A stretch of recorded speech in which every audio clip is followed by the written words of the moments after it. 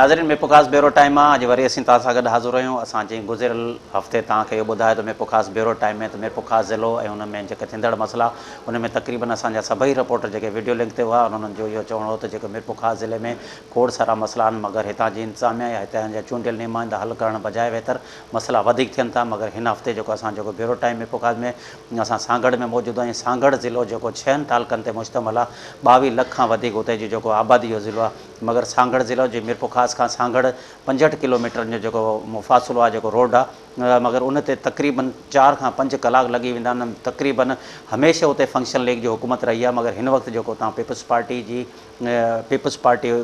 जी seat उन्हनि खई आहे, उतां खां पीपल्स पार्टी कामयाबु थी आहे। मगर अॼु ताईं बि मेपो ख़ास खां जेकॾहिं सांगड़ वञूं था या सांगड़ खां मेपो ख़ास या खेपरो ॾे अचूं था, उते रोड रस्तनि जी अहिड़ी हालत ख़राबु लॻी पई आहे। जे शुगर मिलनि जे भर में जेके ट्रैक्टर ट्रालियूं आहिनि हलनि थियूं उहे कल्टी पियूं आहिनि, या ट्रकूं कल्टी आहिनि, या हितां जेके माण्हू वञनि था जेके रस्तनि में तक़रीबन 2-2 फुट जा 3-3 फुट जा जेके खॾा आहिनि, उते जेके अॼु ताईं जो उहो रोड न ठहियो आहे। मगर स्कीमनि में पैसा बि अचनि था, ख़बर न आहे केॾां था वञनि। मगर अॼु ताईं को बि हुतां जो चूंडियल नुमाइंदो या को सूबाई वज़ीर या को MP या MNA शायदि उन रोड तां कोन था गुज़रनि, जेको हुननि माण्हुनि खे ख़बर न आहे त हिन रोड जी छा हालत आहे। जॾहिं त सांगड़ जा माण्हू जेके मेपो ख़ास जे हेडक्वाटर जे अस्पताल में या ॿिए के कम सां हिते अचनि था, उन्हनि खे अचण लाइ सख़्तु तकलीफ़ थिए थी। उन खां अलावा उहे माण्हू या नवाबशाह या हैदराबाद वञनि था या मेरपो ख़ास जा माण्हू जेकॾहिं सांगड़ वञनि था, तॾहिं रोड जी अहिड़ी हालत लॻी पई आहे। हमेशह मीडिया ते असां ॿुधायो बि आहे ऐं सिंटी पारां मुख़्तलिफ़ टाइमनि ते रिपोर्टूं बि हलायूं आहिनि, मगर छाजे करे उतां जी हुकूमत खे का कन ते जूं ई कोन्हे। मगर असां उन हवाले सां अॼु हितां सांगड़ जी सूरत हाल मालूम करण लाइ वीडियो लिंक ते हिन वक़्तु असां गॾु मौजूदु आहे लाला कादर सिरेवाल। उन सां ॻाल्हि ॿोल था करियूं त सांगड़ जी सूरत हाल बाबति ॿुधाईंदो। लाला, सांगड़ ज़िले जा बुनियादी मसला कहिड़ा आहिनि ऐं ज़िले जी आबादी केतिरी आहे ऐं चूंडियल नुमाइंदनि जो कहिड़ो किरदारु आहे? जी नज़ीर, हिते सांगड़ जी असां वटि जेका सूरत हाल आहे उन में सांगड़ 6 तालुकनि ते मुश्तमिल आहे। असांजे सांगड़ ज़िले जी जेका पॉपुलेशन आहे उहा तक़रीबन 6 लख जेका सांगड़ ज़िले जी जेका पॉपुलेशन आहे उहा 20 लखनि 22 ते मुश्तमिल आहे। छो त जेका सेंसिस आहे 1998 में थी आहे, तॾहिं 18 लखनि जी पॉपुलेशन हुई, पर हिन वक़्तु वधी उहा 20 खां 22 लखनि ताईं पॉपुलेशन पहुती आहे। अहिड़े नमूने सां असांजो जेको सांगड़ ऐं उन भरपासो आहे उहा 6 लख जी पॉपुलेशन आहे ऐं सिटी जी पॉपुलेशन 2.25 लख आहे। हिन एॾी सारी पॉपुलेशन जेका हिते सांगड़ में रहे थी, उहा जेका मुख़्तलिफ़ जेके रोड आहिनि उन्हनि जे तालुकनि ॾांहुं जेके वञनि था, जॾहिं असां मीरपुर ख़ासि रोड जी ॻाल्हि कंदासीं त उन रोड ते हिकिड़ी तमामु वॾी शुगर मिल आहे। उन शुगर मिल में तक़रीबन 3 करोड़ जेको गन्नो आहे उहो पिड़िजे थो ऐं उन जी पंहिंजो जेको आहे आमदनी जेका आहे उहा एतिरी आहे। उन जे बावजूदि असांजो मीरपुर ख़ास जो जेको रोड आहे उनखे जेको आहे सो कॾहिं बि ठाहिण जी कोशिशि कान कई वई आहे, उहो भॻल टुटल आहे। उन में रोज़ाना जेको उन टोटल 60 किलोमीटर जो जेको मुफ़ासिलो आहे उहो कलाक खां वधीक जेको आहे सो 1.25 कलाक ताईं उनखे तइ करे सघिजे थो। पर मीरपुर ख़ासि रोड जेको आहे उनखे 4 कलाक लॻी था वञनि। मुसाफ़िर जेका वेन आहे या वेन ते सफ़र कंदड़ माण्हू आहिनि या पंहिंजनि सवारियुनि ते, त उनखे तमामु घणी परेशानी जेके मुंहुं ॾिसणो पए थो। अहिड़े नमूने सां असां सांगड़ मां जॾहिं खिपरो रोड आहे, पेरूमल रोड आहे, त उते बि जेका साॻी सूरत हाल आहे। रोड हंधा हंधा टुटल आहिनि, उन्हनि जो को बि जेको कमु आहे उहो कोन करायो वियो आहे। साॻे तरीक़े सां जेकॾहिं असां सिंजोरो वेंदासीं, शहदादपुर वेंदासीं, टंडवादम वेंदासीं, नवाबशाह वेंदासीं, त असांजे जेके रोडनि जी जेका सूरत हाल आहे उहा इंतिहाई ख़राबु आहे ऐं उनखे जेको आहे सो उन ते को बि ध्यानु कोन ॾिनो आहे। हालांकि हिते सांगड़ में फंक्शन लीग चए थी त असांजो क़िलो आहे सांगड़, ऐं उन सांगड़ में जेको आहे 40 साल ई हुकूमत में रहिया आहिनि। उन खां पोइ हिते सांगड़ में हुर तहरीक हली अंग्रेज़नि जे ख़िलाफ़ु, अंग्रेज़नि खे हिते भॼाए कढण में हुर तहरीक जो वॾो किरदारु हुयो। सूरे बादशाह जो गणक बंगलो हिते जिते हुनजो हेडक्वाटर उहो हिते मौजूदु आहे। हेॾियुनि सारियुनि कुर्बानीुनि एवज़ हितां जे माण्हुनि को पेरिस जो ख़्वाब बि कोन था ॾिसनि, पर उन्हनि माण्हुनि खे जेके बुनियादी सहूलियतूं आहिनि उहे मुयसरु न आहिनि। रोडनि जी सूरत हाल जेकॾहिं असां नवाबशाह वेंदासीं त असांखे 1.5 खां पोणा 2 कलाक जेके आहिनि सफ़र करिणो पए थो। सिंजोरो हितां 15 किलोमीटर आहे, असांखे सिंजोरे जेको आहे सो पहुचंदे जेके आहिनि से उन में 1/2 कलाक लॻे थो। इन अहिड़े नमूने सां असांजो शहर जा अंदरि जेके रोड आहिनि, गलियूं आहिनि, उहे बि जेके आहिनि से टुटल भॻल आहिनि। ऐं सवाइ हिकिड़ो टंडवादम रोड आहे जेको कुझु हलण जहिड़ो, कुझु ॾिसण जहिड़ो आहे, बाक़ी समूरा रोड जेके आहिनि से ख़राबु आहिनि। हालांकि सांगड़ में 120 काटन फैक्ट्रीज़ मौजूदु आहिनि। उन फी काटन फैक्ट्री 1.5 लख मण जेका आहे उहा कपह जिनिंग करे थी ऐं उन मां जेका उपत अचे थी सांगड़ जी ज़रात खे जेको आहे वॾो सहारो मिले थो। अहिड़े नमूने सां सांगड़ में कणिक जेका आहे तमामु बहितरीनु थिए थी।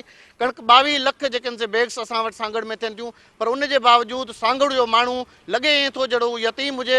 सांगड़ जे माण्हू बार बार शिकायत कंदा रहनि था पंहिंजे इन्हनि सभिनी MPAs खे, MNAs खे, त असां जूं हीअ जेके बुनियादी सहूलियतूं असांखे ॾिनियूं वञनि, पर उन्हनि जे MPAs MNAs जे कन ते जूं ई कान थी सुरे ऐं सांगड़ जो माण्हू जेको आहे उहो परेशानियुनि खां ॿाहिरि निकिरे ई कोन थो। जी नज़ीर। लाला, इंसान जो बुनियादी मसला सेहत है। सांगड़ अस्पताल ज़िले के हेडक्वार्टर जी अस्पताल है। छा डॉक्टरनि जी खोट है या मरीजन के दवाऊं वगैरह मिलन थियूं? उन बाबत तव्हां वटि कहिड़ी जी नज़ीर, हिते सांगड़ जी अस्पताल जेका असां वटि आहे सांगड़ में तमामु वॾी जेका असां एराज़ी ते मुश्तमिल आहे। तक़रीबन 50 एकड़ ज़मीन जेका आहे हिन सांगड़ जी अस्पताल जे सराउंडिंग में हिन अस्पताल जी जेको आहे सो उन में बिल्डिंग्स ठहियल आहिनि, उन में सिहत जे मुलाज़िमनि जा क्वार्टर ठहियल आहिनि, उन में उन्हनि जी वाटर सप्लाई आहे, उन में मेटर्निटी जेके आहिनि से उन जा वार्ड आहिनि, दिलि जा वार्ड आहिनि। पर अफ़सोस सां इहो चवणो पए थो त 80 SNE हुजण जे बावजूदि 80 जेके डॉक्टर जेके हिते हुजणु खपनि, मुख़्तलिफ़ शोबनि जा माहिर हिते हुजणु खपनि, पर असां वटि सांगड़ जी हिन अस्पताल में जेको आहे सो सवाइ 12 डॉक्टरनि खां वधीक डॉक्टर मौजूदु न आहिनि। ऐं उहा अस्पताल जेका आहे त रेफर सेंटर बणियलु आहे। हिते जेकॾहिं तव्हांजो इमरजेंसी में को बि मरीज़ अचे थो त उनखे ई पर्ची ठाहे नवाब शाह मोकिलियो वञे थो। हिते अस्पताल में जेको आहे दवाउनि जी जेका आहे उहा खोट आहे, प्रॉपर दवाऊं कोन थियूं मिलनि। कॾहिं कॾहिं हिते कुते मार जेको आहे, कुतो जॾहिं खाए थो त उनजी जेका वैक्सीन आहे उहा बि हिते अणलभ आहे। हिते अस्पताल में जेको आहे नांग जी जेका खाए थो उनजी वैक्सीन कॾहिं कॾहिं अणलभ हूंदी आहे। ऐं हितां उहे जेके आहिनि से PPH आहे जो जेको हिते मैनेजर आहे, डॉक्टर आहे, उन खां जेको आहे हेल्प वठनि था, जितां उन्हनि खे नांग जूं ऐं कुते जे उन जूं बचाव जूं सुयूं जेके आहिनि से उहे मिलनि थियूं। बाक़ी अस्पताल जी सूरत इंतिहाई ख़राबु आहे। मुलाज़िम जेके आहिनि से उहे प्रॉपर जेके आहिनि से उहे बि ड्यूटी कोन था कनि। ऐं उन सां गॾो गॾु हिते अस्पताल जी सूरत हाल इहा बि आहे त राति जो जेके डॉक्टर इमरजेंसी में मौजूदु हूंदा आहिनि त उन्हनि खे बि शहर जा मवाली जेके आहिनि रेस्टूल खाइण वारा या मुख़्तलिफ़ थरो पी अचनि था या शराब पी अचनि था, उन्हनि डॉक्टरनि सां बदतमीज़ी कनि था, उन्हनि खे मारकुट कनि था। अहिड़े तरीक़े सां हीअ जेका असांजी अस्पताल आहे जेका एतिरी बहितरीनु हुजणु खपे, छो त हीउ ज़िलो तमामु घणी उपत ॾिए थो। उनजे बावजूदि 40 सालनि खां फंक्शनल लीग हिते हुकूमत में रही आहे। उन खां सवाइ पीपुल्स पार्टी जेके आहिनि 2 दौर 3 दौर जेके आहिनि उहे हुकूमत में रही आहे। हिते पीपुल्स पार्टी जा वोट बैंक आहे, हिते फंक्शनल लीग जो वोट बैंक आहे, पर असांजी सिविल अस्पताल ते को ध्यानु कोन ॾिनो वियो आहे। ऐं हालांकि हीअ अस्पताल आउं सम्झां थो त नवाब शाह जी अस्पताल खां बहितरीनु अॼु आहे, पर हिते जेको आहे सो बेध्यानी सबबु असां जेको असांजो माण्हू आहे उहो सख़्तु ॾुखियाईनि खे मुंहुं ॾेई रहियो आहे। जी नज़ीर। लाला कादर, शहर में सफ़ाई सुथराई, ड्रेनेज सिस्टम, पीअण जे साफ़ पाणी जे सूरत हाल ऐं मसइलनि जे हल लाइ नुमाइंदनि जो कहिड़ो किरदारु आहे? जी नज़ीर, हिते असां वटि सांगड़ जेको शहर आहे उन में सफ़ाई जो इंतिहाई जेको इंतिज़ामु आहे उहो नाक़िस आहे। हींअर हिन महिल डिप्टी कमिश्नर सांगड़ 3 ॾींहं अॻु में जेको आहे हिते सफ़ाई जी मुहिम शुरू कई आहे। उनखां पोइ शहर जी सफ़ाई थियणु शुरू थी आहे। न त सांगड़ में जे तव्हांजी शहर में एंट्री थींदी त उन महिल तव्हांखे पंहिंजो नक जेको आहे उहो ढके शहर में हलणो पवंदो, न त तव्हां जेको आहे सो जॾहिं घर वञी गुरड़ी कंदव त तव्हां उहे मणे मुंहुं जेका मिटी त असां कोन था चई सघूं, पर तव्हांजे वात मां मिटी नक मां ज़रूरु निकिरंदी, जेका सांगड़ में हर वक़्तु हवाउनि जे उन में मौजूदु रहंदी आहे।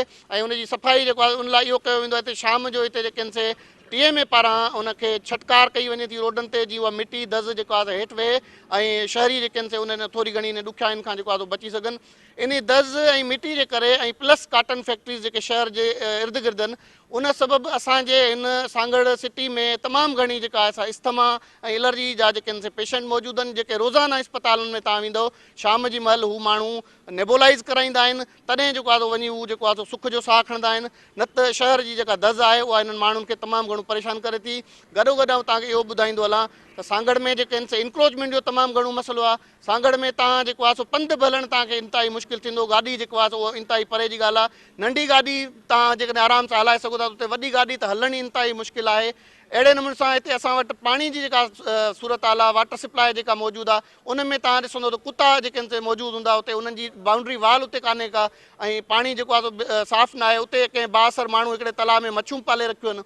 अहिड़े नमूने सां जेको आहे सो ॿियनि हवालनि सां जेकॾहिं असीं ॻाल्हि कयूं सांगड़ में स्टेडियम जेको आहे रांदि वारो उहो बि उनजी हालति सुठी न आहे। सांगड़ में जेके आहिनि से ॿ जेके आहिनि असां वटि पार्क ठहियल आहिनि, पर उन पार्कनि में जेके आहिनि से कुता मौजूदु आहिनि, उते का पार्क गुल ॿूटा कोन्हे, छबर कोन्हे, का शइ उते मौजूदु न आहे, को ध्यानु कोन थो ॾिनो वञे। ऐं असांजा जेके चूंडियल नुमाइंदा आहिनि उहे जेके आहिनि से ख़बर न आहे हिन हीउ जेको टेन्यूअर आहे उन में त असां इहा ॻाल्हि करे सघूं था त चूंडियल नुमाइंदनि खे हुकूमत में को एॾो वॾी सगारी पोज़ीशन कान्हे, को MPA जेके आहिनि से उनखे को पावर न आहे। पर अॻियां जेके असांजा 35 साल जेके हिननि सां रहिया आहिनि, इतादी असां थी हिते सांगड़ जा माण्हू रहिया आहिनि, पर उन्हनि माण्हुनि जेको आहे MPAs MNAs जेको आहे उहो सांगड़ जे इन समूरनि सूरत हाल ते कॾहिं ध्यानु कोन ॾिनो आहे ऐं सांगड़ जी डेवलपमेंट न थी सघी आहे। जी नज़ीर। नाज़रीन, तव्हांखे लालो कादर जेको आहे सांगड़ जी सूरत हाल मुताबिक़ ॿुधाए रहियो हो। त हाणे लाले कादर जो तव्हां पाण ॻाल्हियूं ॿुधियूं हूंदियूं त सांगड़ ज़िलो जेको आहे 6 तालुकनि जो जेको हेडक्वाटर आहे, मगर उते जो हुनजो इहो चवणो त सफ़ाई सुथराई न आहे, सिहत जी का बि सहूलियत कोन्हे। 40 सालनि ताईं फंक्शन लीग जी हुकूमत हुई, हाणे पीपल्स पार्टी जो उतां जेके नुमाइंदा चूंडिया आहिनि, बावजूदि अञा ताईं सांगड़ खे कंहिं बि ध्यानु कोन ॾिनो आहे। हुननि जो बि इहो लाला कादर तव्हांखे पाण इहो ॿुधायो त उते जेको खोड़ सारा मसइला आहिनि, मगर शायदि उते हिकु हुकूमत जी का तवजा कोन थी अचे। उनखां लाला कादर खां पोइ जेको असां तव्हांखे हाणे वठी हलंदासीं तालको खेपरो जेको आहे, उन ॾे खेपरो तालको जेको आहे उनजो जेके मिरपो ख़ासि जेको सिंधड़ी तालको, उनजो 4 यूनियन काउंसिल खेपरे में बि लॻनि थियूं। उन खां अलावा खेपरो में जेको आहे खाही गिरोड़ शरीफ़ खां अॻे पासे जेको खाही शहर आहे, खाही लॻे थो। मगर आउं तव्हांखे ॿुधायां त खाही जेको शहर आहे त उते जा सिर्फ़ु 2 जेके सूबाई सलाहकार उतां खां खया विया आहिनि। मगर खाही शहर में जेॾी महिल असीं वेंदासीं, मंशा जाडान फुरुनि जो राज आहे, बदमनी आहे, उनजो न रोड ठहियल आहिनि, न रस्ता ठहियल आहिनि। खाई आहे, भिट भाइटी आहे या ॾिंग पतण आहे, न त उते को बि रस्तो न आहे। उतां जे माण्हुनि खे का बि सहूलियत न आहे। उते जेको लाइट जो निज़ाम बिल्कुलु ख़तमु आहे। मगर हिन वक़्तु जेको आहे उतां जा 2 सलाहकार आहिनि, शायदि उहे सलाहकार उते रहनि बि था, उन बावजूदि जेको खाई ते कंहिंजो बि ध्यानु कोन्हे। उतां जा खोड़ सारा माण्हू असांखे ॿुधाईंदा आहिनि त असांजा मसइला आहिनि, मगर हल करण लाइ केरु कोन थो अचे। पर खेपरे तालके सां गॾु हींअर असां सां गॾु जेको आज़ादु राजड़ असां सां गॾु वीडियो लिंक ते मौजूदु आहे, वधीक असीं हुन सां अहवालु कंदासीं त हुनजो छा चवणु आहे। आज़ादु खेपरो में अछड़ो थर लॻे थो, छा ॾुकार वारी सूरत आहे या न?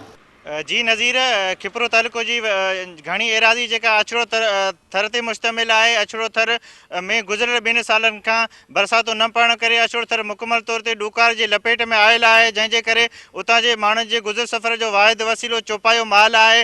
अछड़े थर जे मारू माण्हुनि वटि चौपाए माल जा वॾा धण आहिनि, जंहिंमें ढगियूं, उठ, बकरियूं, रिढूं ऐं ॿियो चौपायो माल आहे। जंहिं चौपाए माल जो गुज़र सफ़र जेको बरसाति पवंदी आहे उते गाहु थींदो आहे, उनजे गाह ते हूंदो आहे। पर गुज़िरियल 2 सालनि खां बरसाति न पवण करे अछड़े थर में मुकमल तौर ते ॾुकार आहे। हुकूमत तरफ़ां को बि सहकार न आहे कयो वियो, न ई थर जे माण्हुनि खे चौपाए माल लाइ को चारो मुहैया कयो वियो आहे।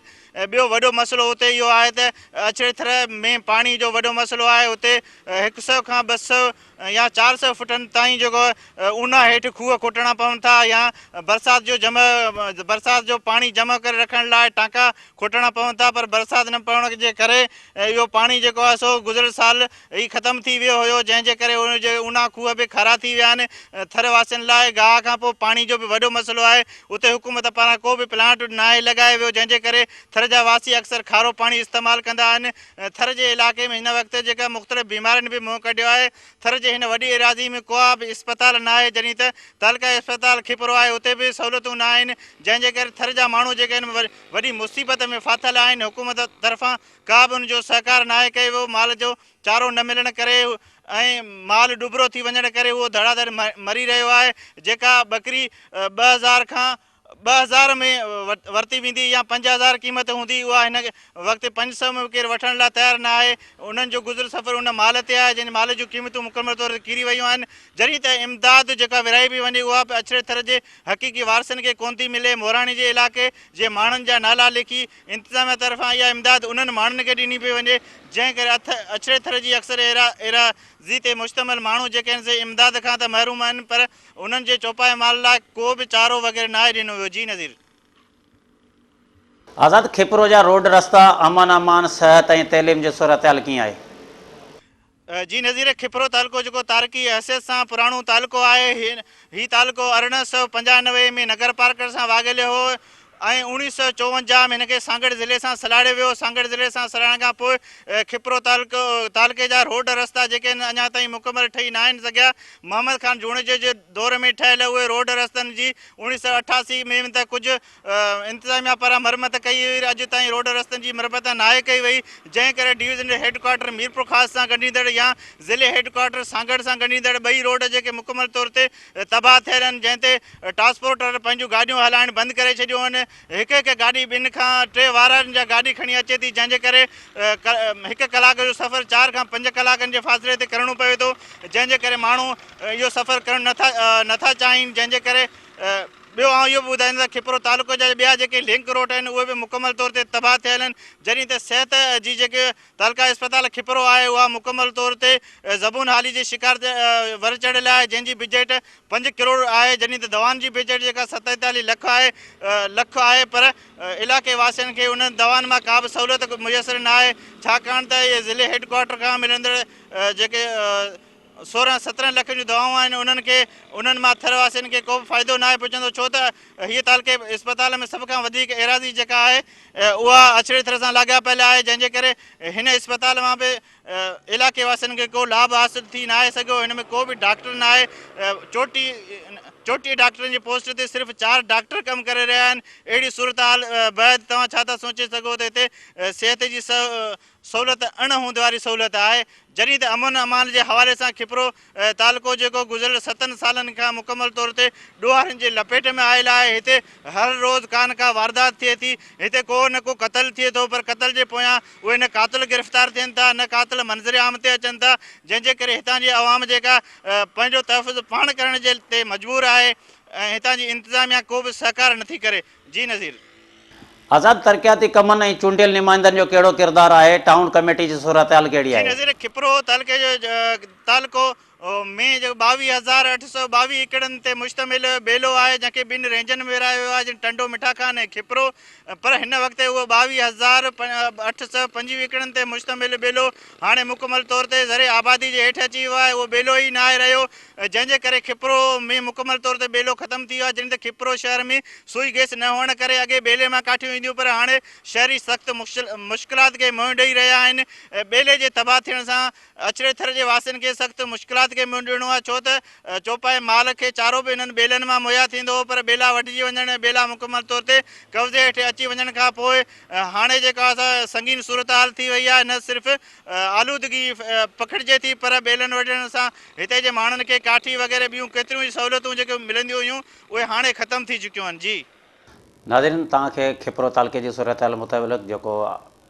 आज़ाद राजड़ जेको ॿुधाए रहियो त हुनजो इहो चवणो त तक़रीबन जेको खिपरे तालुके में अछड़ो थर लॻे थो, थर में जिते मुसलसल ॾुकारो त अछड़े थर में मुसलसल ॾुकारो, मगर इंतिज़ामिया जो सॼो ज़हन या सॼो ध्यानु जेको मिठी ते फोकस हो, मगर अछड़े थर ते कंहिं बि ध्यानु कोन पई ॾिनी। उते जा बेला जेके तबाह थिया आहिनि, सिहत जी का बि सहूलियत कोन्हे।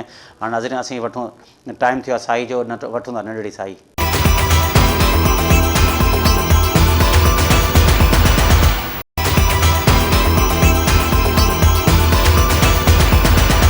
नाज़रीन, नंढड़ी साई खां पोइ वरी असीं तव्हां सां गॾु हाज़िर आहियूं। हाणे असां जेको टंडे आदम जी सूरत हाल मुताबिक़ ॻाल्हाईंदासीं आचर कासकली सां। ऐं तव्हांखे ॿुधायां, टंडो आदम तालुको जेको पीपुल्स पार्टी जो गढ़ रहियो आहे, मगर उते इंक्रोचमेंट, रोड रस्ता मुकमल तबाह लॻा पिया आहिनि, सिहत जी का बि सहूलियत कोन्हे, चूंडियल नुमाइंदनि जो को बि ध्यानु कोन्हे। उन हवाले सां असांजो जेको तव्हांजो तालुके रिपोर्टर आहे आचर कासकली सां वीडियो लिंक ते मौजूदु आहे, उन सां ॻाल्हि ॿोल था करियो।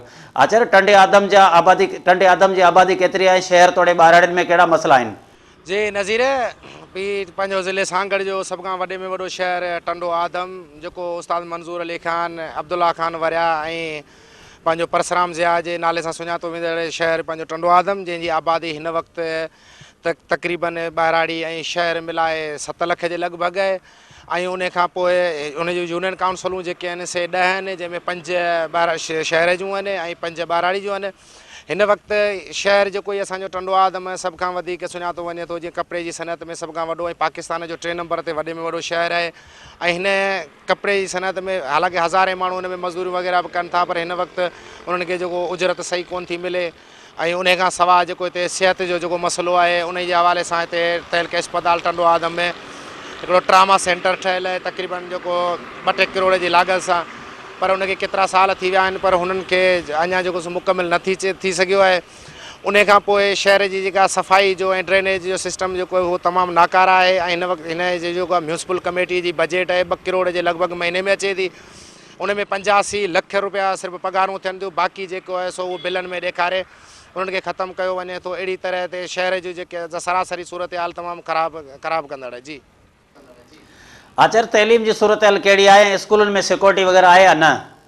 जी नज़ीर, तहलके टंडवाद में सिटी समेत 266 स्कूल आहिनि ऐं जिन में तक़रीबन कंहिं बि स्कूल में सिक्योरिटी जा जेके आहिनि इंतज़ाम न आहिनि ऐं सिक्योरिटी जे हवाले सां तमामु हिकिड़ो ख़तरनाक तहलको आहे। ऐं उन खां पोइ के कई अहिड़ा टंडवाद में हालांकि इहे वाक़िया थी बि गुज़रिया आहिनि, जीअं बम धमाकनि जे हवाले सां सब्ज़ी मंडी में थियो पहिरें, जीअं पंहिंजो ज़ियाउद्दीन प्राइमरी स्कूल आहे, जामरापुर दरबार आहे। इहे जेके आहिनि से तमामु इंतिहाई ख़तरनाक इलाइक़ा आहिनि, पर उन्हनि खे बि जेको हुकूमत खे घुरिजे त उन्हनि खे सिक्योरिटी जे हवाले सां उन जो उपाउ वठे। ऐं ॿी सरासरी तौर ते जेका तइलीम जो मयार आहे ॿाहिराड़ी जे स्कूलनि में ख़ासि करे उहो त सम्झो त 70 खां 80% जेको जो तबाह आहे ऐं उते स्कूल बंदि हुआ। पर हिन वक़्तु जेका थोरी घणी मुहिम हली हुई जेका घोसड़ू मास्तरनि जे ख़िलाफ़, त उन खां पोइ कुझु इहो फ़र्क़ु ज़रूरु पियो आहे जो हाज़ुरी यकीनी थी आहे। बाक़ी पढ़ाई जो जेको सिस्टम आहे सो उहो अञा ताईं बि उहो सम्झ खां ॿाहिरि आहे। जी आचार्य अमन अमान जी सूरत हाल बाबति ॿुधाइजो ऐं उतां जे पुलिस जो किरदारु कहिड़ो आहे? जी नज़ीर, पंहिंजो अमन अमान जे हवाले सां सूरत हाल त पहिरीं खां कुझु बहितर आहे, पर उन जे बावजूद बि इहो असां न चई सघंदासीं त बहितर आहे। बाक़ी हाणे इहो 2-3 इहे वारदातूं जेके आहिनि सो रोज़ जो मामूल आहिनि, चोरियूं थियणु, फुरूं, धाड़ा, इहे त हलंदा रहंदा आहिनि। पर जीअं कुझु पहिरीं वक़्तु जेको कुझु महीना पहिरीं हुओ सो उन खां वरी बि हींअर कुझु न कुझु उहो बहितर आहे। बाक़ी रहियो सुवाल इहो पुलिस जो जेको किरदारु आहे सो पुलिस जो किरदारु तमामु सही न आहे। हिन वक़्तु हू उन बदअमनी खां हटी करे मंशियात जा समाजी बुरायूं आहिनि, जंहिंमें गुटको आहे, आकड़ा पर्चे, ख़ासि करे हींअर जेको वर्ल्ड कप हले पियो क्रिकेट जो, उन में न सिर्फ़ु पुलिस पर हिन वक़्तु जेके टंडवादम जो सियासी अहमदरियूं जेके आहिनि जेके तमामु वॾा आहिनि, उहे ख़ुदि जेके हींअर जुआ ते उन ते लही पिया आहिनि, क्रिकेट ते लखें करोड़े रुपयनि जा सटा रखनि पिया। सो उन जे करे हिन वक़्तु सॼो रुझान जेको आहे सो उन बुराइनि जे तरफ़ लाड़ो थी वियो आहे, जंहिंमें ख़ासि करे ग़रीब तबिको ऐं नंढा ॿार बि उन जो शिकार थियनि पिया। जी आचार्य टंडे आदम में तरक़ियाती कमनि ऐं रोड रस्तनि जी सूरत हाल बाबति ॿुधाइजो। जी नज़ीर, रोडनि जे हवाले सां इहो ई चवंदुसि त मुंहिंजे सम्झ में त शायदि ज़िलो सांगड़ जो तमामु हिकिड़ो अहम ऐं वॾो शहर आहे ऐं सभ खां वधीक हितां जेको जो 900 BBLs पंहिंजो बैरल जेको तेल ॾिए थो ऐं पंहिंजो 1200 मिलियन मेट्रिक टन गैस ॾिए थी। उन जे बावजूद बि हिन में 4 सालनि जे लॻभॻि अरबें रुपयनि जी रॉयल्टी उन्हनि खे मिली चुकी आहे, जेका हिते डिस्ट्रिक्ट में आई, पर उहा किथे बि ख़र्च न थी। ऐं उन में जेको एजुकेशन जे हवाले सां ऐं हेल्थ जे हवाले सां, पर हिन वक़्तु बि उन्हनि जेके त पंहिंजा जाली बिल ठाहे हीअ करे सॼो उन सिंध हुकूमत हिननि ॾेखारियो ऐं उन खे हिते सांगड़ जे वकील अनवर निज़ामाणी ऐं अब्दुल हकीम खोसो सुप्रीम कोर्ट में चैलेंज बि कयो उन्हनि खे पंहिंजो ग़रीबनि खे रॉयल्टी मिलण जे लाइ। ऐं उन खां पोइ सुप्रीम कोर्ट उन्हनि खे फ़ैसिलो ॾिनो त 12.5% जेका आहे सा रॉयल्टी ॻोठनि ते हिननि खे ख़र्च कई वेंदी, तरक़ियाती कमनि ते, एजुकेशन ते, हेल्थ ते कई वेंदी, पर उहा ख़र्च न थी सघी आहे। जॾहिं त हिन वक़्तु एजुकेशन जे हवाले सां जॾहिं सुप्रीम कोर्ट जो हिकिड़ो थोरो ज़ोरदार दबाव आयो आहे त हुननि DC सांगड़ मिली भगत करे MNA सां हिननि सां मिली भगत करे हिकु नंढिड़ो स्कूल जेको आहे सो टंडो आदम झोल रोड ते नेमत बसाल आयल फील्ड जे भरिसां हिकु उनजो बुनियादु रखियो आहे। जॾहिं त बाक़ी रक़म जेका आहे सा सभु उन्हनि जी सिर्फ़ु कागज़नि में ॾेखारी वई आहे।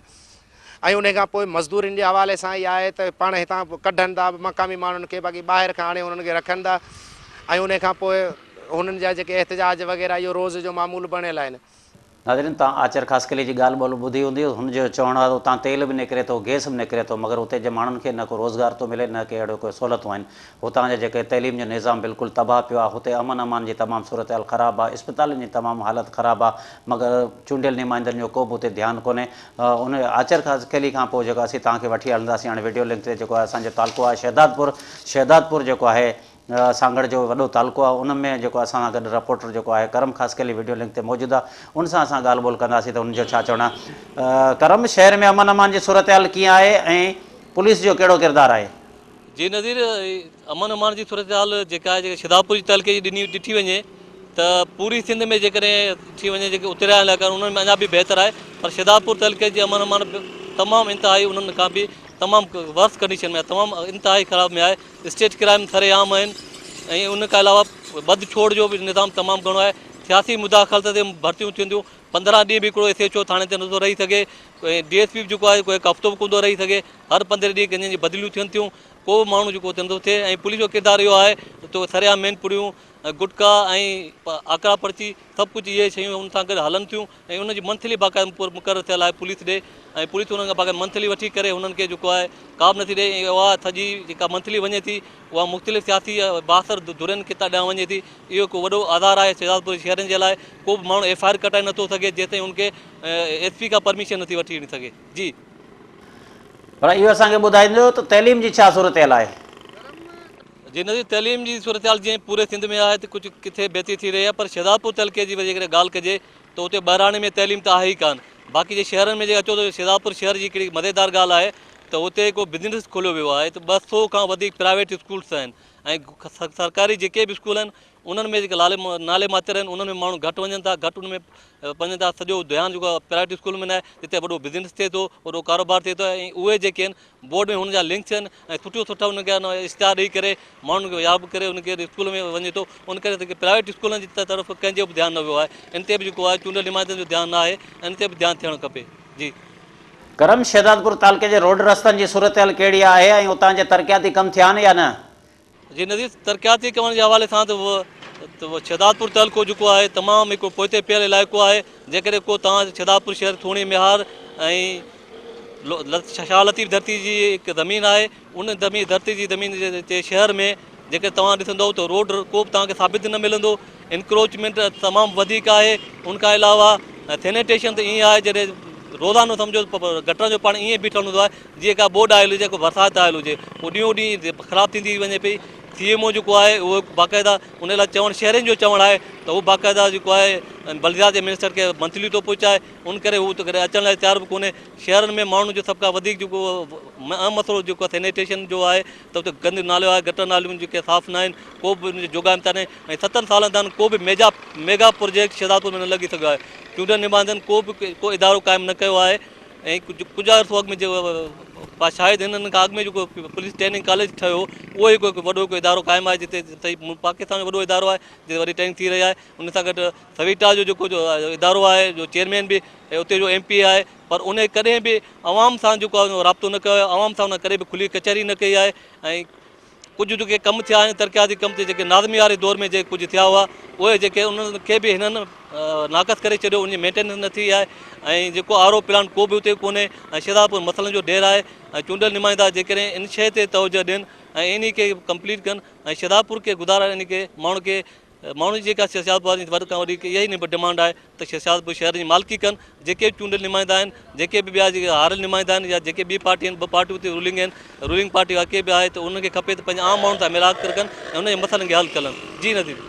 नाज़रीन, तव्हां शहजादपुर मां करम ख़ासकली जी ॻाल्हि ॿोल ॿुधी रहिया आहियो। त हुनजो इहो चवणु हो त जेको शहजादपुर में अमन अमान जी तमामु सूरत ख़राबु आहे। उन खां अलावा जेको पुलिस आहे सरेआम मंथली वठे थी, मैनपुरी गुटका मंशा जा अॾा सरेआम हलनि था, मगर उतां जे न चूंडियल नुमाइंदनि जो किरदारु आहे न को अहिड़ो को पुलिस जो किरदारु आहे। मगर जॾहिं त हुनजो इहो बि चवणो त शहर में इंक्रोचमेंट आहे, रोड रस्ता तबाह लॻा पिया आहिनि, मगर अञा ताईं सिर्फ़ु जेको नाज़मी दौर में जेके रोड रस्ता या थोरा घणा तरक़ियाती कम थिया उन खां पोइ उन खां कम बिल्कुलु न थिया आहिनि। त हिन वक़्तु हाणे टाइम थियो आहे नंढड़ी साई जो, साई खां पोइ वरी असीं हाज़िर थींदासीं।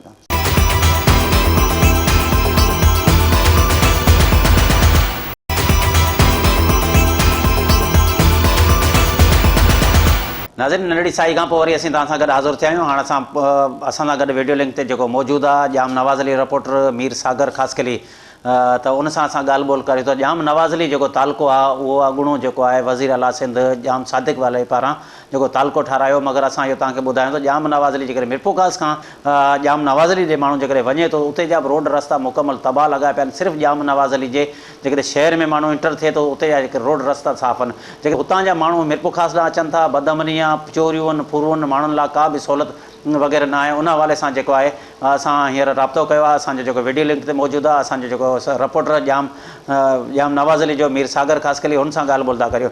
मीर, जाम नवाज़ अली तालको कॾहिं ठहियो ऐं उते जा मसइला कहिड़ा आहिनि? तालके ठहण खां पोइ कहिड़ियूं सहूलियतूं आहिनि या न? जी नज़ीर, जाम नवाज़ अली तालको 1990 में मरहूम अॻूणे वॾे वज़ीर जाम सादिक अली टंडो आदम सिंझोरे ऐं सिंधड़ी खे टोड़े हिकु नए तालके जो जनमु रखियो, जंहिंजो नालो जाम नवाज़ अली रखियो वियो। हिन वक़्तु हुनजी जेकी आबादी आहे उहा 1,50,000 आहे, जेको चइनि यूनियन काउंसिल ते मुश्तमिल आहे। यूनियन काउंसिल ते मुश्तमिल आहे। वॾे में वॾी यूनियन काउंसिल जेकी आहे हिन जी बेराणी आहे। ॿिए नंबर ते जामनावली, टे नंबर ते नवाबाद ऐं चौथे नंबर ते जेके असां होत वसाण आहे। ऐं हिन हवाले सां जेको आहे बुनियादी सहूलियतूं जेके आहिनि उहे तमामु ख़स्ता हालत आहिनि। सूरत हाल इहा आहे त जाम नवाज़ली जी जेकी इस्पताल आहे या इस्पताल जेकी आहे उन खे अॻूणे ज़िले नाज़िम हाजी ख़ुदा राजड़ जेको ज़िले नाज़िम हो उनखे इहो अख़्तियार हो त उनखे जेको तालुके जो दर्जो न वञे। लेकिन 1990 खां वठी इस्पताल जेकी आहे उहा जेकी RAC रूरल हेल्थ सेंटर ठहियलु आहे। बुनियादी हवाले सां जाम नवाज़ली जा रोड रस्ता मुकमल तौर तबाह थी चुका आहिनि। जी भला इहो असांखे ॿुधायो सिहत तइलीम ऐं अमन अमान जी सूरत हाल छा आहे? जी नज़ीर, मां तव्हांखे इहो ॿुधाईंदो रहां त पहिरीं सिहत जे हवाले सां जेको आहे तबाही जे किनारे ते आहे सिहत। तालुके जाम नवाज़ली में जेके आहिनि हिकु RAC सेंटर ऐं 3 बुनियादी सिहत मर्कज़ आहिनि। जाम नवाज़ली जेकी रूरल हेल्थ सेंटर आहे जेके 10 खां 12 डॉक्टर आहिनि, जंहिंमें 4 लेडी डॉक्टर आहिनि। 69 खां वधीक अमलो जेको आहे को बि ड्यूटी करण लाइ तयारु न आहे। कॾहिं बि को रोड हादसो थींदो आहे त उनखे मजबूरन जेको टंडो आदम रेफर कयो वेंदो आहे। ऐं तइलीम जे हवाले सां तव्हांखे ॿुधाईंदो, जाम नवाज़ली तइलीम जे हवाले सां तमामु घणो पुठिते पियल आहे। ऐं बदनसीबी इहा ई आहे त जाम नवाज़ली में जेको आहे सॼे तालुके में गर्ल्स हाई स्कूल जेको न थी सघियो आहे। जाम मदली जेको आहे इलेक्शन जे दौरान तमामु घणा वाइदा कया हुआ त जेको आहे इलेक्शन खटण खां पोइ जेको आहे गर्ल्स हाई स्कूल ॾिनो वेंदो। लेकिन अॼु ताईं बि जेको आहे जाम नवाज़ली में को बि गर्ल्स हाई स्कूल कोन्हे, जंहिं करे जेके नियाणियूं आहिनि जेके हायर सेकेंडरी या हाई स्कूल जेके आहिनि उन में तइलीम हासिलु कनि थियूं, जंहिंसां केतिरा ई मसइला पेश थियनि था। ऑल ओवर इहा सूरत हाल आहे त तइलीम जे हवाले सां जेकी हींअर सिंध गवर्नमेंट तमामु जेकी सख़्ती कई आहे उहे तमामु उन में तइलीम जे जेके घोसलू टीचर आहे उहे त ड्यूटियुनि ते हाज़िर थी चुका आहिनि। ऐं जेकी 2010 जी जेकी बोर्ड हुई उन जे दौरान जेको आहे बोर्ड जे दौरान जेकी तइलीम तबाह इदारा जेके तबाह थिया 14 वारियूं किरलूं आहिनि, उन्हनि जी का बि मरमत न थी सघी आहे। ऐं सिक्योरिटी जे हवाले सां जेको आहे तमामु ख़स्ता हालत आहे, को बि सिक्योरिटी न पिनी वञे। अमन अमान जे हवाले सां तव्हांखे ॿुधाईंदो रहां त रोड रस्ता सिजल हंधे ई जेको आहे से फ़ौरन जे हवाले हूंदा आहिनि, छो त SHO जेको हूंदा आहिनि या पुलिस जेको हूंदो आहे उन्हनि ते सियासी असर तमामु घणो आहे। को बि पुलिस ऑफिसर कमु करण लाइ तयारु न हूंदो आहे। हताके जेकॾहिं को मोटर साइकिल जो को फोरू पकिड़िबो आहे त बि उहो वॾेरनि जे ऐं जेके चूंडियल नुमाइंदनि जे रहम करंदे छॾे वञे थो। जी नज़ीर, भला इहो असांखे ॿुधाइजो जाम नवाज़ली मां तेल ऐं गैस निकिरे थो, उते जे माण्हुनि खे रोज़गार मिले थो या न? जी नज़ीर, तव्हांखे इहो ॿुधाईंदो रहां त तालुके जाम नवाज़ली में तेल ऐं गैस जे लिहाज़ खां वॾो मालदार तालुको सॼो वञे थो पूरी सिंध मंझि। बोबी ऑयल फील्ड जेको आहे 1992 में हिनखे बोबी ऑयल कॉम्प्लेक्स जो दर्जो ॾिनो वियो, जंहिंमां तक़रीबन 1000 बैरल टन जेको गैस ऐं पेट्रोल निकिरे थो, जेके तक़रीबन रोज़ाने जे बुनियाद ते 80 खां वॾा टेलर हूंदा आहिनि, जंहिंमें 40 खां 50,000 लीटर जेको तेल गैस ऐं तेल खयो वञे थो। उन हवाले सां रोड रस्तनि जी सूरत हाल इंतिहाई तबाह थी चुकी आहे। रोडनि ते 2 खां 2.5 फुट खॾा थी चुकिया आहिनि। चूंडियल नुमाइंदनि जेको आहे वोट वठण खां पोइ कंहिं बि हवाले सां रोडनि जे हवाले सां का बि एतिरी प्रोग्रेस न करे सघिया आहिनि जेतिरी करणु खपे। हींअर इहो तव्हांखे ॿुधायां जॾहिं इहो सुप्रीम कोर्ट रोडनि जे हवाले सां सुओ मोटो जेको एक्शन वरितो हो, उन जे हवाले सां तक़रीबन 7 किलोमीटर जेको road Berani two via Tando आदम ठही चुको आहे। बाक़ी नवाबाद टू कंडियारी ऐं नवाबाद या जाम नवाज़ली टू जेको आहे पंहिंजो खाण इन रोडनि ते 2 खां 3 फुटनि जा खॾा आहिनि, जेको रोड हादसा रोज़ महमूल बणिजी चुका आहिनि। उन जे हवाले सां रोडनि जे हवाले इंतिहाई सूरत हाल ख़राबु आहे जो माण्हू दरबदरी वारी ज़िंदगी गुज़ारे रहिया आहिनि। जी नज़ीर, नाज़रीन, तव्हां जाम नवाज़ अली जो जेको रिपोर्टर असांजो मीर सागर हुनजी ॻाल्हि ॿोल ॿुधी हूंदी। हुनजो चवणो त तव्हां तेल बि निकिरे थो, गैस बि निकिरे थी, मगर उते सिर्फ़ु हिन वक़्तु ताईं जेको सुप्रीम कोर्ट नोटिस वरितो हुन खां पोइ 7 किलोमीटर रोड ठहियो आहे, मगर रोडनि जी एतिरी सूरत हाल ख़राबु आहे। उतां जा जेका असांजी चूंडियल नुमाइंदनि जो को ध्यानु, हुनजो इहो चवणो त जाम मदद अली हमेशह सीटूं खणंदा, मगर हींअर जाम मदद अली न आहे, तॾहिं ॿिया बि जेकॾहिं वेठा आहिनि त शायदि उन्हनि जो बि को उन ते ध्यानु कोन्हे तालुके ते।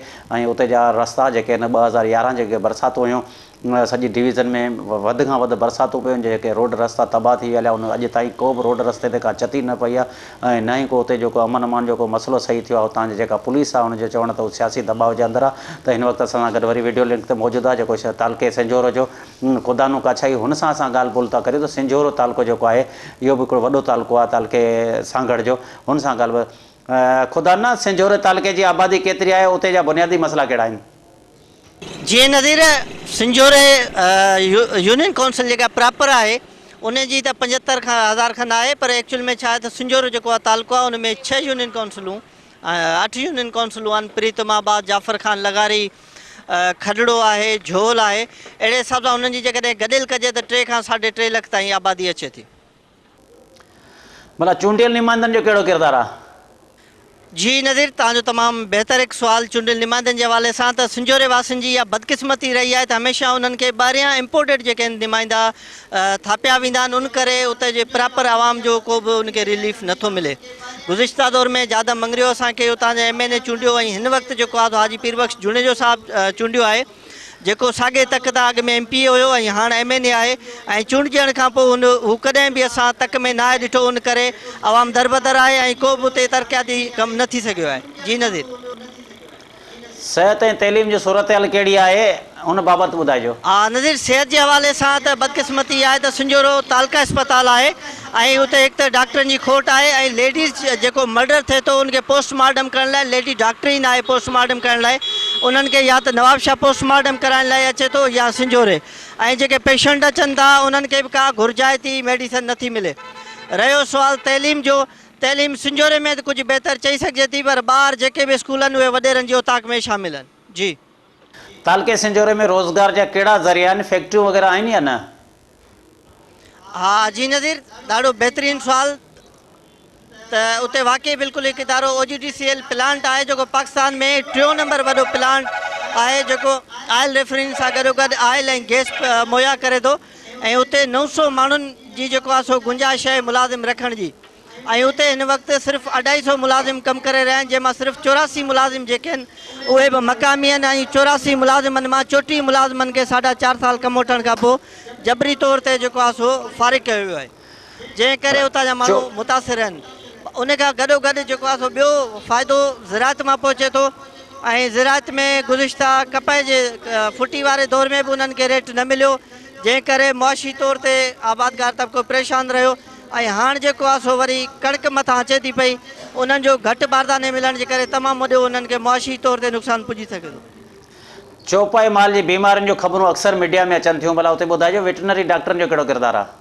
साईं, मुंहिंजे ख़्याल में त नाले मातिर हूंदो, लखें रुपयनि जूं या किरोड़ रुपयनि जूं बजटूं त असां ज़रूरु ॿुधूं था ऐं असां बिल बि बिल्कुलु चेक कया आहिनि, पर अमली तौर ते किथे बि असांखे वैक्सीन कंदे को डॉक्टर या अमलो नथो अचे। ऐं जेके गवर्नमेंट जे तरफ़ां वेटनरी हॉस्पिटलूं ठहियल आहिनि उते पटेवाला ऐं कंपाउंडर जेके आहिनि से माल जी ट्रीटमेंट कनि था। नाज़रीन, तव्हां ज़िले सांगड़ जे तक़रीबन 6 तालुकनि जे रिपोर्टनि जो ॻाल्हि ॿोल ॿुधी हूंदी। हुननि जो इहो चवणो हो त सांगड़ ज़िले जा जेके बुनियादी मसइला आहिनि मेन, पहिरीं जेको सिहत जो मसइलो आहे उहो बि हल कोन थो थिए। इस्पतालुनि में डॉक्टर मौजूदु न आहिनि, सिर्फ़ु रेफर सेंटर ठहियल आहिनि। उन खां अलावा जो तइलीम जो मसइलो आहे, स्कूल जेके ॿारड़ियुनि जा बंदि पिया आहिनि, जेकॾहिं शहर जा कुझु स्कूल हलनि था, उन खां अलावा शहर जा बि स्कूल बंदि पिया आहिनि, को बि तरक़ियाती कम उते कोन पिया थियनि। उन खां अलावा का बि दीवारूं वग़ैरह न आहिनि, का बि सिक्योरिटी इंतज़ाम न आहिनि। उन खां अलावा हुतां जो जेको मेन मसइलो जेको रोड रस्ता आहिनि उहो मुकमल तबाह लॻा पिया आहिनि। नाज़मी दौर में जेके रोड ठहिया उन खां पोइ को रोड बि न ठहियो। ऐं इन खां अलावा 2011 जी बरसातनि में जेके रस्ता तबाह थी हलिया अञा ताईं कोन। जॾहिं त चूंडियल नुमाइंदनि बाबति बि हिननि जी इहा ॻाल्हि ॿोल हुई त चूंडियल नुमाइंदनि जो को बि किरदारु कोन्हे, सिर्फ़ु वोट वठनि था, वोट वठी अचनि था, उन खां पोइ कंदा वञनि। जॾहिं खिपरे तालुके जी तव्हांखे उहो ॿुधाए रहियो त अछड़ो थर हमेशह ॾुकार रहियो आहे। उते जा न रोड आहिनि, न रस्ता आहिनि, न स्कूल आहे, न का शइ आहे। उते बि कंहिं माण्हू जो ध्यानु कोन्हे। जॾहिं त पूरो ज़िलो जेको बुनियादी सहूलियतुनि खां वांझियल आहे। अमन अमान जे हवाले सां बि उन रिपोर्टनि जो इहो ॻाल्हि ॿोल हुई त अमन अमान सभिनी तालुकनि में जेके चोरियूं थियनि थियूं, फुरूं थियनि थियूं, वाक़िया थियनि था। ख़ासि तौर ते जेको मिरपुखास खां असां जेकॾहिं सांगड़ वञूं था उते जा जेके रोड रस्ता तबाह आहिनि, जेके फोरूं जेके विच में फुरे था वञनि। ऐं उते पुलिस जूं पिकटूं मौजूदु आहिनि। उते पुलिस वारा जेके ॾंडा पिकट लॻाए वेठा आहिनि उहो सिर्फ़ु उतां जे माण्हुनि खे लाभ ॾियण बजाए उतां जेके रुश्वत वठनि था या पैसा वठी उनखे छॾनि था, या हितां जो जेको ग़रीब मिसकिन ॿाराड़ी जा माण्हू वञनि था उनखे तंग था कनि।